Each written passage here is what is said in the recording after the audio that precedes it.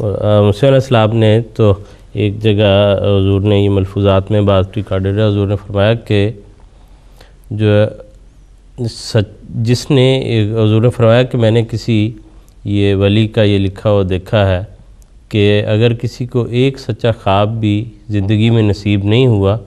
تو اس کا خاتمہ جو ہے وہ بڑا بد نصیب ہے، اور اس کا یہاں سے چلے جانا جو ہے وہ نہایت خراب ہے اس کی عاقبت، اور اس کو فکر کرنی چاہیے۔ حضرت مسیح علیہ السلام جو تجدید دین کے لیے آئے تھے، یہ جو بات آپ نے بیان کی، اس قسم کی باتوں میں اتنی کھول کھول کے وضاحتیں کی ہیں۔ ایک طرف یہ فرمایا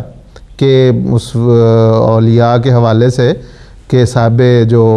کشف و الہام ہیں کہ جس کو یہ ایک دفعہ بھی تجربہ نہیں ہے اس کو ایمان کا فکر ہونا چاہیے، اور دوسری طرف یہ بھی فرما دیا کہ یہ ایک آدھ خواب دیکھ کے اس کو یہ نہ کوئی سمجھ لے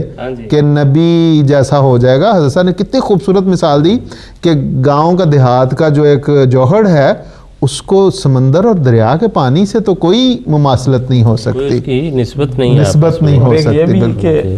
اگر ایک فقیر ہے وہ کہے کہ میرے پاس بھی روپیہ ہے میرے پاس بھی، اور بادشاہ کے پاس بھی روپیہ تو ہم دونوں برابر ہو گئے، بالکل، تو یہ تو کبھی نہیں ہو سکتا کہ دونوں خوبصورت مثالیں دے کے ہر چیز واضح کر دی ہے سر، اور بڑی آسان جو ہیں وہ کر دی ہیں عام آدمی کے سامنے، واضح کر دیا کہ کیونکہ دیکھیں نا بات وسیم صاحب بڑی سیدھی سی بات ہے کہ دماغ خراب ہوتے وقت پتہ نہیں چلتا کہ بعض اوقات انسان کو سچی خوابیں دیکھ لے تو وہ سمجھ لیتا کہ پتہ نہیں میں کیا بن گیا ہوں، اور واضح کر دیا کہ حضور نے فرمایا سچی خوابیں تو کنچنی کو بھی آ جاتی ہیں، کہ وہ کوئی ایسی چیز نہیں ہے، اور دراصل وہ جو آتی ہیں وہ بھی اگر کسی کو اس وقت میں وہ بھی اصل میں معمور کی برکت ہوتی ہے، اس ماحول میں وہ کرنیں روشنی کی بکھری رہی ہوتی ہیں، وہ کچھ ادھر بھی پڑ اور وہ کسی کو نصیب ہو جائے تو وہ معمور کی برکت سے ہے، اس کا براہ راست کسی بھی شخص کا اس میں دخل نہیں ہے۔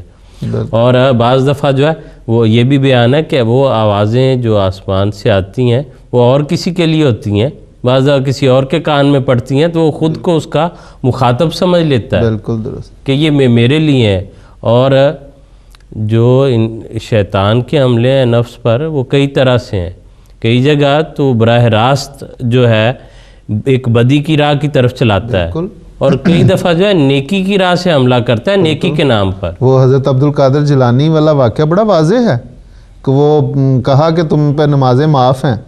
تو انہوں نے خواب میں انہوں نے لاہور پڑھا اس پہ کہ میں کون ہوتا ہوں، حضور صلی اللہ علیہ وسلم جو بانی ہیں ان کو نہیں معاف ہوئی، تو شیطان نے پھر دوسرا حملہ کیا کہ عبدالقادر تو اپنی نیکی کی وجہ سے بچ گیا ہے۔ اب یہ بھی ایک بہت بڑا حملہ ہے کسی کو بتانے کے لیے کہ تو بہت بڑا نیک ہے، قرآن کرتا ہے فَلَا تُزَكُّوا أَنفُسَكُمْ، تو اس پہ بھی انہوں نے لاہور پڑھا۔ تو یہ جو آج کے دور میں ہم دیکھتے ہیں کہ ایک طرف لوگ علماء کہلانے والے سو کال علماء ہم، اور ایک طرف ہمارے اللہ تعالیٰ نے جو سلسلہ خلافت جاری کیا ہے، کتنی واضح ایک فرق نظر آتا ہے، وہی کہ فقیر کے روپے اور بادشاہ کے روپے، ان کا علم، اور جو اللہ تعالیٰ کے فضل سے ہمارے امام علم کی برسات کر رہے ہیں کتنا، اور اسلام کی تعلیم پھیلا رہے ہیں، علم ظاہری علم، اور پھر اس کے اندر جو معرفت پائی معرفت، وہی روحانیت اور معرفت، وہ ہو سکا کہ کئی بہت سے لوگ ہیں، بہت سے مولوی حضرات ہیں جنہوں نے کتابیں رٹی ہوئی ہیں، ہاں جی، لیکن اس میں سے بات جو ہے اور سامنے بیٹھے لوگوں پہ اثر جو ہے وہ کوئی نہیں ہے، بالکل۔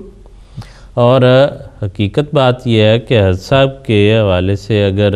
انسان یہ ذکر نہ کرے تو یہ جو ہے نا اس کی بڑی کم ظرفی ہے کہ ہم نے یہ دیکھا ہوا ہے، نہیں ہو سکتا، بالکل۔ میں عرض کرتا ہوں کہ وہ کتابیں، وہ حدیثیں، وہ صلی اللہ علیہ وسلم کی تحریرات جو کئی بار پڑھی ہیں، بالکل، حضرت صاحب جب اپنے خطبے یا خطاب میں بیان کرتے ہیں تو اس کی وہ بات سمجھ آتی ہے، اور یوں لگتا ہے جیسے آج یہ پہلے دن پڑھی ہے کہ یہ جو ہے پہلے مجھے اس طرح کیوں نہیں سمجھ آئی، تو وہ بات یہ ہے کہ مجھے سمجھ آ ہی نہیں سکتی، وہ جو صاحب کو اللہ تعالیٰ نے سمجھانا ہے اور انہوں نے بتانا ہے وہی ہمیں سمجھ آ سکتی ہے۔ یہ جو درود شریف کا حضرت صاحب نے 2 خطبوں میں بیان کیا، اس کی تشریح بیان کی کہ جب ہم پڑھتے ہیں کہ اللہم صلی علی محمد وعلی آل محمد، اس کا کیا مطلب ہے اللہم بارک، ایسا گہرا علم ہے کہ ٹھیک ہے ہم لوگوں کا تو بڑا ابتدائی علم ہے، لیکن ایسے لوگ جن کا بہت علم ہے وہ کہتے ہیں کہ یہ پہلی دفعہ یہ ایسا گہرا مضمون سنا ہے، پڑھا ہے۔ بلا شبہ اس لیے ضرورت صرف یہ ہے کہ انسان جو ہے نا اپنا اینٹینا اس طرف رکھے، وہ شعائیں جہاں سے آ رہی ہیں اور